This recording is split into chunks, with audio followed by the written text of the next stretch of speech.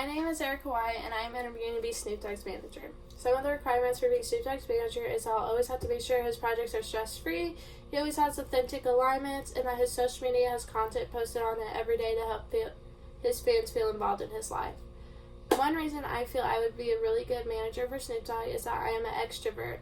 I love making new connections and new friends. One example I have of this would be my dad's work party about 4 months ago. I could have stayed behind my dad and been shy and quiet, but instead I went up to people myself, I introduced myself, and by the end of the night I had about 20 new connections. By having new connections all the time, those can help me with Snoop Dogg's projects by having people who have experience come in and work with us on his projects. One other thing that I feel would really help me be a good candidate for being Snoop Dogg's manager is that I like to feel my emotions. I always use this to improve myself. One example I have of this is my first college exam. I received a C on it, but instead of being down, I worked hard, and by the end of the semester, I had an A in this class. This would help me be Snoop Dogg's manager because I'll always make sure his projects will only get better from where we started.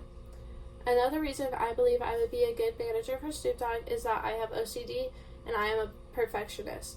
One example of this I have is I always follow a rubric for an assignment. I will never submit an assignment unless I know everything on the rubric is checked. I'll always make sure Snoop Dogg's projects are always perfect and that his content is always good quality. So being an extrovert, being a feeler, and having OCD, I feel would really make me a good candidate for Snoop Dogg, just because all these things together would always help.